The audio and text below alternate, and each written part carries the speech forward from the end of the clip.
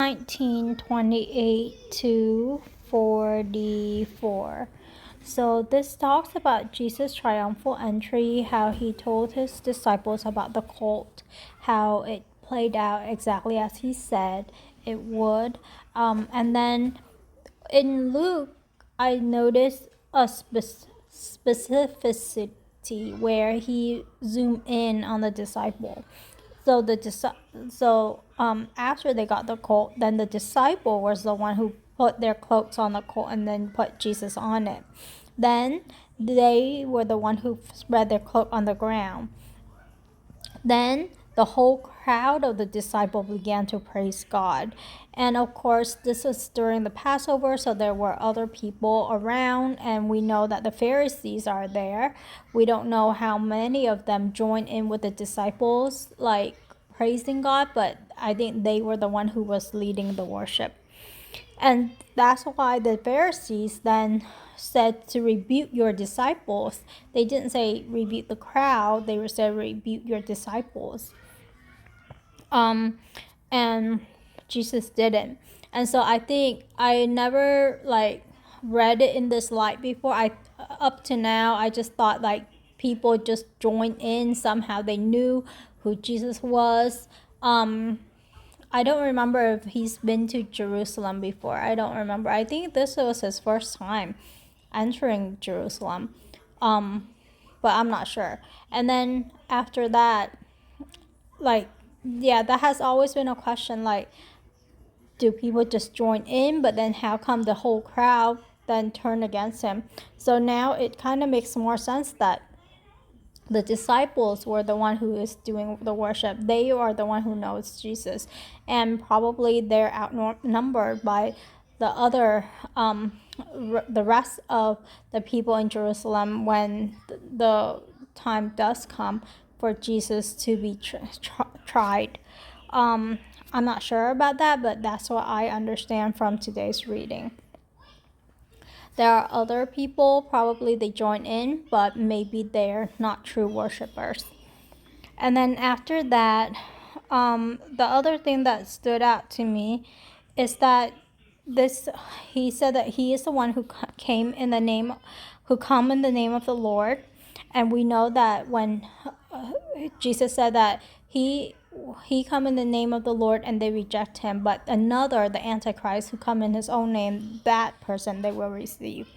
And I think I mentioned this a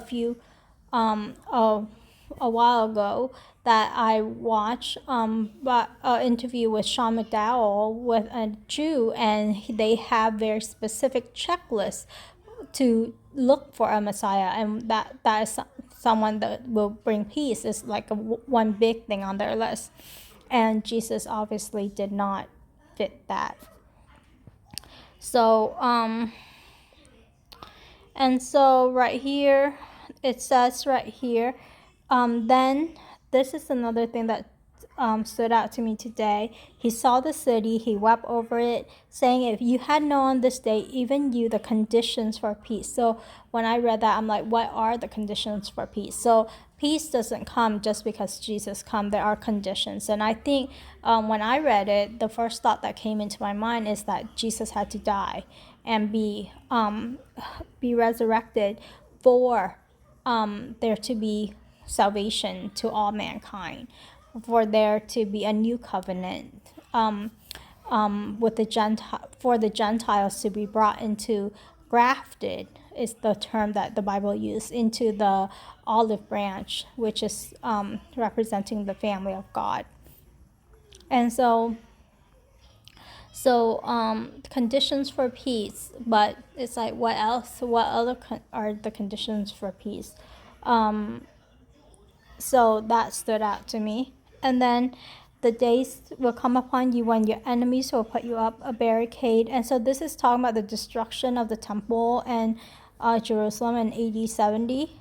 And right here, Jesus then said, because you did not recognize the time of your visitation. So this, at the moment that Jesus spoke, that's the time of their visitation. That's the time when God come and reveal himself through the the personhood of Jesus, and the Jews did not recognize him. The Jews rejected him. But the timeline matches with what Daniel had, and so they had Daniel available to them, yet they didn't. And there were the Magi who even spoke to King Herod. So the people in the King Herod court consulted with the leader, so they know that, look, something is going on, yet they refuse to pick up on those like hints, clues. And now Jesus blatantly pretty much told them who he is. His disciples are worshiping him as the Messiah. He then told them that he is the Son of God, which then they said is blasphemy, and that's why they tried to kill him. However, all these, they did not recognize the time of their God's visit to them, and that's why everything, like the city, and Jesus said that that's the reason why their city was destroyed and the temple was destroyed. So then I wonder, what would have happened if they recognized, what would have happened? Like, would Jesus still have to die? I think Jesus still had to die, because that was the whole point of God's plan, and that's how he defeat death, and that's how he conquer.